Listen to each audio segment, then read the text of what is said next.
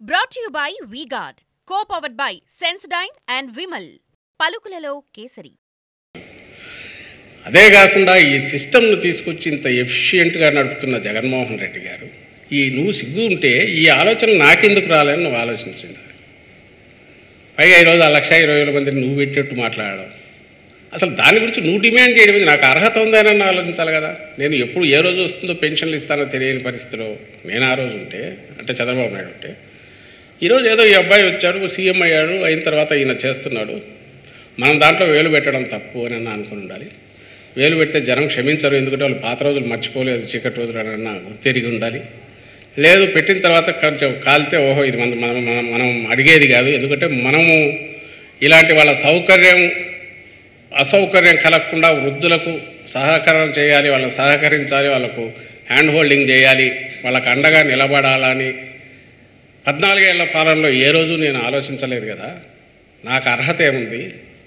ఏదో వాళ్ళే తిప్పలు పడతారు, 2 రోజులు కాకపోతే 3 రోజులు ఇస్తారు, నోరు మూసుకొని మర్యాదగా ఉందాం అని అనుకొని ఉంటేనా బాగుండేది. అలా కాక జనం మర్చిపోతారులే నీ వల్ల ఎంత సఫర్ అయ్యారనేది నువ్వు అనుకొని ఎవరు గుర్తుంటుంది లేని మొదలుపెట్టి ఇక్కడికి తెచ్చుకున్నావు. దీనికి బాధ్యుడు నువ్వే, దాని ఫలితం కూడా నువ్వే అనుభవించాలి. ఈ లెక్కన ప్రతిదీ as if you are in the government, Chandrababu గవర్నమెంట్లో ఉన్నాడు అన్నట్టు రేపు చేయూత గురించి అయినా ఇంకో దాని గురించి అయినా హుకుములు జారీ చేయడం మీద నాకు అర్థం కావట్లే. 23 సీట్లు, అందులో ఎన్ని పోతే నీకు 17 సీట్లు ఉన్నాయి. నువ్వు అసలు ఏం కనుక రేపు ఎన్నికల్లో నువ్వు మళ్ళీ ఆ 23 కాస్త సింగిల్ డిజిట్ 2, 3 దిగే పరిస్థితిలో నువ్వు ఉండి, నువ్వు ఈరోజు వచ్చేసి కూర్చొని నేను హుకుం జారీ చేస్తున్నా, ఇది ఇట్లా చేయండి, అది ఇట్లా చేయండి అని అందరికీ ఆదేశాలు ఇవ్వడం మీద అర్థం కావట్లేదు. బహుశా సెంటర్లో ఉన్న బీజేపీతో పొత్తు పెట్టుకున్నాక ఒళ్ళంతా మళ్ళీ కావరం ఎక్కిందేమో నాకు అర్థం కావట్లా. నేను ఏదంటే అదే శాసనం అని, ఏదో నా కంటి చూపే శాసనం అంటారు కదా, అట్లా ఈయన కూడా నేను నోరు తెరిస్తే శాసనమే అందరూ ఫాలో కావాల్సింది ఆయన ఆ డెలీరియం స్టేట్లో కలగంటున్నారు తెలియట్లే. ఇట్లా తిట్టడము ప్రత్యర్థులను అట్లా నేనే శాశ్వతంగా నేనేదో అధికారంలోకి వచ్చేసాను, ఆల్రెడీ నేను శాశ్వతంగా అధికారంలో ఉన్నాను అనుకొని హుకుములు జారీ చేయడం. ఈ 10 రోజులన్నా అది మానుకుంటే ప్రజలకు కొంచెమన్నా గుర్తు రావేమో. నువ్వు ఇట్లా చేసే కొద్దీ పాత రోజులు గుర్తొస్తాయి.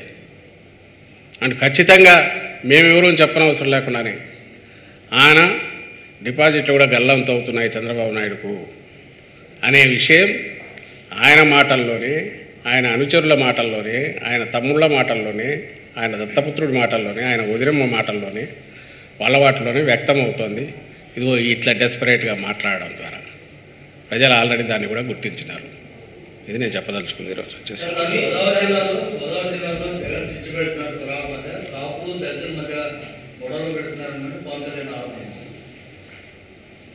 ఆయన ఆరోపణలు ఏదైనా చేయగలడు.